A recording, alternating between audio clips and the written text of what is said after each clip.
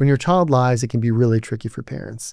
Figuring out how to handle these situations as a parent can be really overwhelming at times. So today you'll learn 3 things: why your child lies, what those lies are telling you, and how to help your child learn to tell the truth.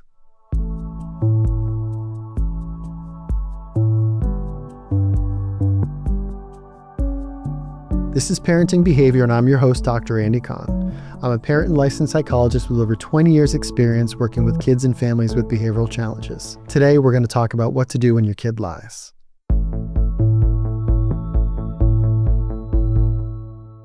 Let's first talk about what do kids' lies look like, and do they look different at different ages? For preschool-age kids, lying actually develops in a pretty benign way. So kids who are real young, we're thinking about 4 or 5 years old, may start talking about things like storytelling. So they might say something like, "Oh, we're having ice cream for dinner." For a lot of these kids, telling stories is a little bit about wish fulfillment. It's not really trying to deceive anyone, but they're using their imagination to talk about things that they would like to see happen. Kids at that age need to be told that when they share things that aren't true, people stop believing them and don't think that what they're saying is meaningful or appropriate because they're making up stories that just aren't true. But obviously, this is not about deception. It's not a negative thing. It's just something that needs to be trained out. When kids use their imaginations to tell stories, it can be really engaging and get people's attention.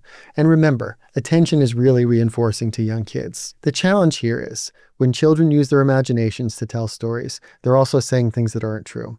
So letting them know that in those situations in a regular conversation, telling people lies is not appropriate. Give your child outlets for their creativity. Help them tell stories or write them down or draw pictures. Use art and music and other ways to express all their creativity, but not in a way that is dishonest and sharing things that actually aren't true with people during the course of conversation. As kids get older, even kindergarten age, we may see some more intentional lying behaviors. Now, what does this look like? Well, kids may lie on purpose to do things like avoid consequences or to avoid feeling embarrassed. Kids may also do it to gain or hold someone's attention if they say something that interests someone. And in addition, they may do it to test their parents' limits if they don't like what their parents are asking them to do and they're trying to avoid certain activities. Finally, they may even imitate and lie like their parents do if they observe it in some environment. Some other reasons why children lie might be to keep something private or not share something with other people. Sometimes lying allows them to get something they want. So for example, if your child says, "Oh no, I didn't have a cookie," so they can get a cookie again later. Other times that children may lie might be for a benevolent reason, or to spare someone's feelings, to say something that isn't true to not make someone feel bad. Ultimately, when children lie all the time, or they're lying in situations that get them frequently into trouble, they may need to get some extra support, perhaps getting some counseling or other services. One thing to consider is that sometimes kids with learning and thinking differences like ADHD may be more prone to lying because their impulsivity and challenges in controlling what they say. It isn't necessarily to do something negative, but it is something that happens with kids with learning and thinking differences. Now, this doesn't happen with all kids with learning and thinking differences, but kids who are impulsive may show this behavior. Another thing you may see is kids who have ADHD might be compulsive truth tellers. They might be very rigid about rules and information and get very upset when something that someone shares isn't exactly what happened. So keep in mind, those thinking differences can affect how your kids see the truth. In addition, kids with ADHD may be prone to elaborating and building out stories with other details and information from things that didn't happen because they like the idea of maintaining your attention. So keep in mind, learning and thinking differences can affect how people tell the truth. How do you make sense of your kids' lies and get them on the track for improving their behavior? There's a few things you really want to keep in mind in this situation. First and foremost, consider why your child is telling the lie in the first place. If they're trying to avoid some consequence or trying to stay out of trouble, this may not be an effort to be doing something negative. They're just being self-protective. Oftentimes, kids aren't doing this to defy you, but rather they're trying to cope and navigate a situation that they just can't manage on their own. Ultimately, they may want to hide or undo something that they've done because they're impulsive or have had challenges in doing what is expected of them in certain situations. One of the reasons that kids tend to lie is they're struggling with something. Now, I'll give you a couple examples from my childhood.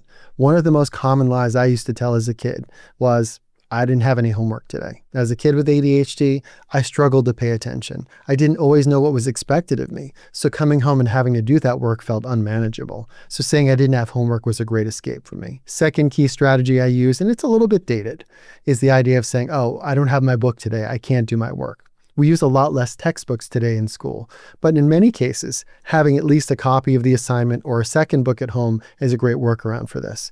Keep in mind, again, there's a function here. If a child feels they can't do something or it's too hard, they may lie to escape that activity. When a kid lies about tasks or activities, often what's happening is they may not have the skills or the knowledge to know what to do. Very commonly, kids who have challenges with executive function may not know how to organize, plan, and do those multi-step activities. So rather than saying, I don't know how to do this or I need help, they'll lie about the activity to try to escape from it. So getting them help is a great way to eventually navigate towards getting them to tell the truth or to advocate for themselves when they need it. Another common reason for lying comes from a place of shame. When kids can't do things or are failing in activities repeatedly, they will often lie and try to avoid and escape from those tasks. This is something that's really challenging because the lying behavior becomes the focus, not the skill your child doesn't have. If we think about kids who have trouble controlling their behavior, like kids with ADHD, their cycle of misbehavior leads to a lot of making mistakes and wanting to avoid being responsible for those behaviors. So there's lots of reasons that we want to think about what skills a child doesn't have, in addition to how they advocate for themselves to get the things they need. Lying behavior keeps us locked in a vicious cycle, and until we can teach children skills to navigate that, we will see more and more lying behavior. Now, in my clinical practice, parents will often share with me that their children have a fear of consequences or a fear of punishment. And this leads to a lot more lying behavior because when they make mistakes, they don't want to be called out or be yelled at by their parents. So how can you tell the difference between a typical fear of punishment versus a punishment phobia? For kids who have punishment phobia, their reactions are oversized, meaning they overreact to situations where they weren't likely to get punished in the first place. Or they're ruminating and worrying about being punished during situations that have nothing to do with their behavior. Those kids show impairments in that they're struggling to do activities in other parts of their daily life. Neurotypical kids or kids who don't have this phobia may just react to the fear of immediate punishment or consequences. It's not something that is thematic across their day.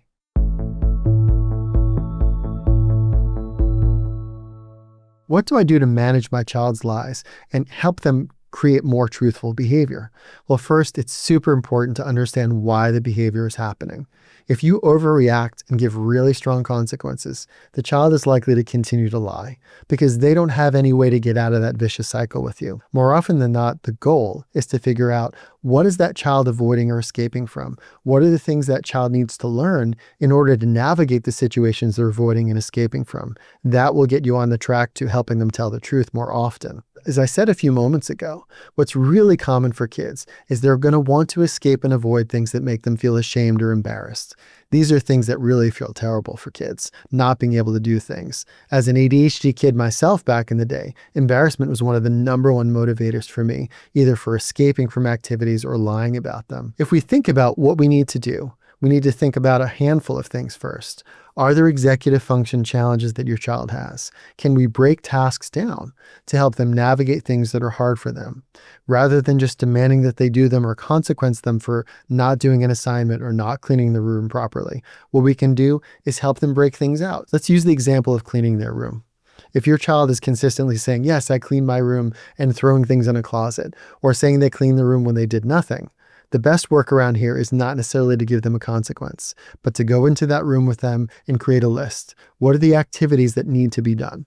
Does your child know how to do those activities? And if not, can you do that with them so they can learn step by step what's expected of them? Remember, a lot of what happens with lying is kids feeling overwhelmed or that they don't know what to do in order to meet your expectations. Teaching them concretely what to do can help them be less avoidant and engage in those tasks. The one trap here is that if a child finds that room cleaning takes way too long, what you may want to do is just set a timer. We're going to do room cleaning activities for 15 minutes. So cutting that activity down to a manageable, successful period so your child can do what's expected of them and then get away before they get overwhelmed. Another strategy, particularly for older kids, is to have conversations about why they're lying. So for example, if your child said to you, yeah, I did that science assignment, and you find out 2 days later, they didn't, they got a 0 on it. Instead of just immediately launching into a consequence, have a conversation. Hey, why wasn't that assignment done? What was hard about it? And go into problem-solving mode with that child. Remember, they feel ashamed when they don't know what they need to do, or if they don't know how to advocate for themselves. As a parent, catching your child in a lie can feel like a parenting win at times, like, oh, I found out what they're doing. But in actuality, you just found a symptom. You didn't find out the core of why the behavior was happening. So remember, if you catch your child in a lie, hold yourself back for a second. Don't jump right into consequence mode. Try to take some moments to find out, okay, why didn't you do that science assignment? Is there something that's hard about it? Are there things that you need support in order to do this better? And try to think about what is happening with your child that's leading to that behavior. There's so many traps built into parenting, particularly around lying, but learning from your child, asking them what they need can be really helpful. Uncovering the reasons that your child is lying is a multi-step process. And oftentimes it's really important to figure out, were there certain things your child wasn't able to do that led to lying? So much of what we do is trying to have those conversations. But sometimes if your child's unable to have those conversations or is refusing to talk to you in those situations, you may need to get some extra support. Seeking counseling services can be a great way to generate skills for your child and help them to be able to get the language and learn to self-advocate around situations that keep getting you trapped in those parenting battles. One great strategy is to offer your child an opportunity to revise their story if you know you've caught them in a lie. Giving kids a chance to step away and take a breath can give them a nice opportunity to say, hey, we can navigate away from this. It takes work and it takes intention to change these automatic behaviors. Kids who are anxious or feel ashamed very easily are very likely to jump into lying behaviors right away. So giving them that chance by not consequencing them right away, to think about what they're doing, to learn a new way to communicate can be really helpful. For some parents, they can do this by reducing consequences in exchange for changing your story and telling the truth. For some parents, this is really difficult because the kid's automatic lying behavior can make us really frustrated and angry. But ultimately, any behavior is going to take time to change, and we've got to give kids a chance to tweak their behavior and learn over time that we're not going to overreact. And sometimes that's hard for us. To be clear, you don't excuse the lie. What we're trying to do is use the knowledge of the lie as an opportunity for a conversation and to change behavior. For so many kids, this is the starting point for trying something different. Remember, lying is actually rewarded oftentimes. If they do something they shouldn't and they deny it, they don't get a consequence right away. So they're able to maintain some positive feeling or avoidance of something negative. It's only later when they get caught that it's a problem. So giving kids information, giving them the opportunity to share what they know, and to not get in trouble immediately can help change that behavior. One of the things that can be super helpful as a parent is to admit to your child when you've made mistakes. Admitting to your child that you make mistakes is an everyday parenting strategy. Our kids often see us as somewhat perfect or infallible, that we don't make mistakes, when in actuality we make plenty of mistakes. We just probably don't talk about them because, like our kids, we might be embarrassed or are not happy that we did something incorrect. Taking ownership, sharing with your child when you make mistakes, and showing the plan for how you're going to improve is a great way to show them that we don't have to lie about the things that aren't going well. We just have to take responsibility and choose new paths. For kids to see these models can be really powerful. When your child makes mistakes, be empathic and supportive. This way, they don't have to feel that deep feeling of shame. They can feel that you're going to be supportive of them, which is a great way to get them to be more honest with you about the things that aren't going well in their lives. And you can be on board to help them learn new strategies and be more successful. If your child has continued issues with lying, there are some strategies you can use to help them stop. So for example, set expectations for work with your child.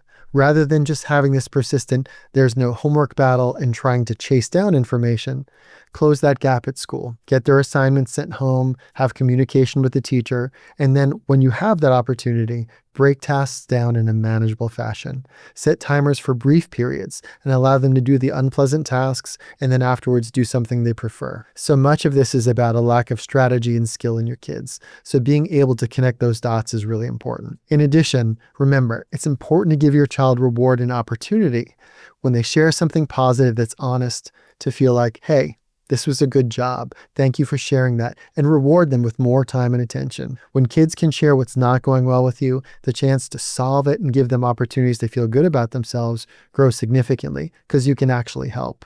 When kids lie, avoid, and escape, it's very hard to help because you don't know exactly what's going on.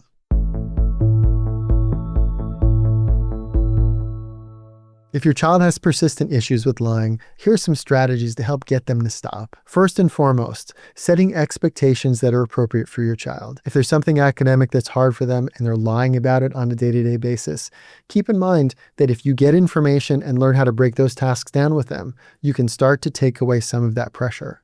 Rather than letting them have the opportunity to lie, get those assignments directly from school. Set up a time-limited period for them to work on it, and then take them out of the activity so they can do something else that they prefer. For kids who have the opportunity to avoid and escape, they're probably going to. So give them those strategies to navigate and manage things that are hard for them. In addition, think about reinforcing your child for sharing when things are difficult for them.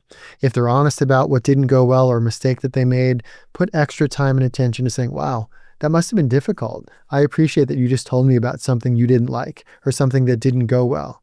Can I help you figure out how to make that better? These are great strategies for helping kids to be more honest and more engaged with us rather than avoiding and escaping. One thing that's really important to consider is that lying happens. And when lying happens, there does need to be a consequence. If your child comes home from school and says, yes, I did my assignment already, and they go and take their screen time, and you find out that same evening that they didn't do their work, taking away that screen time or giving them a consequence is completely appropriate. The thing you want to consider, though, is did they lie about the assignment because they don't know what they're doing or they didn't get the instruction the way they needed it?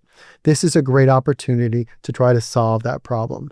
Having a conversation with the teacher about can they do that work in school? Can they go back for some extra help so they can do the assignment appropriately is going to be the best add-on to that consequence. Remember, the barrier or the thing that caused the behavior wasn't necessarily the child wanted to make you upset, but maybe they felt they couldn't do the activity. So having connections with teachers or others who can provide the instruction can be a great way to navigate away from these challenges. The consequence of taking away TV would not be nearly enough for a kid with a learning and thinking difference. They need to learn the skill of how to do the work, not just to tell you the truth about it.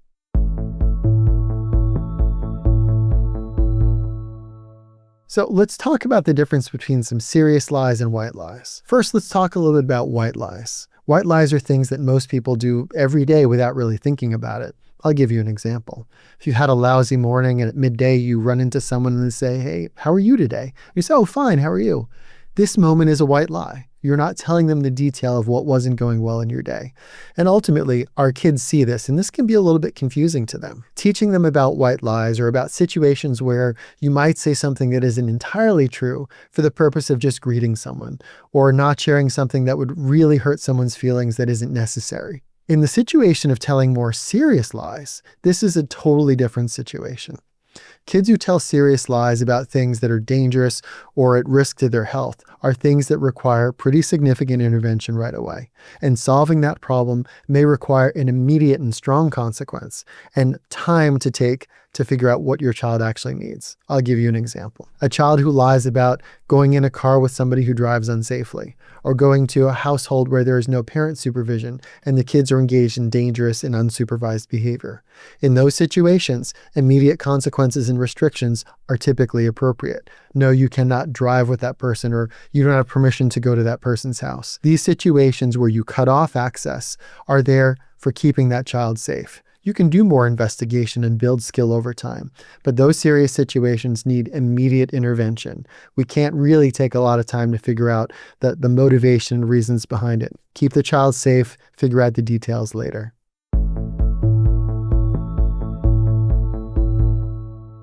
So this is a tough one. We're going to talk about, is it okay to lie to your own kids? This is a really complicated question. And my best answer to most parents is that we share information with our children at what is age appropriate for them and what is developmentally appropriate for them. So we avoid really complicated conversations and oftentimes things about, severe illness or the horrible things sometimes that happen in the world from our very young kids. If they can't conceptualize it and safely understand it, that's information we might restrict from them. So we stay very vague and stay away from details. Another thing to consider is that when your child asks you about this, being able to know what to say. You can say, you know what, this is an adult conversation. It's something you're not ready for and it's not appropriate for you. And that makes kids upset, but is a very, very meaningful and appropriate thing to say when you're not going to share a detail that they can't handle. Another thing to keep in mind is that there are certain topics that families might bring up with their kids that are very commonly lied about, things like Santa Claus. And when our kids find out that Santa Claus isn't a specific person, they get extremely upset. One really great piece of advice is that sharing with your kids about the concept and idea of Santa can be really helpful. And there's some great online articles about this. The concept of gift giving and the spirit of Christmas can be really helpful. Obviously, this doesn't affect all families, but it's something we see a lot here in American culture. Well, that's it for today. Thank you so much for joining us. Don't forget to check out the show description for links and more information about the topics we talked about here today. And if you like this content, hit subscribe. Understood is a nonprofit organization dedicated to supporting the 70 million Americans who learn and think differently, like folks with ADHD and dyslexia. If you'd like to support our important mission, consider donating at understood.org/give.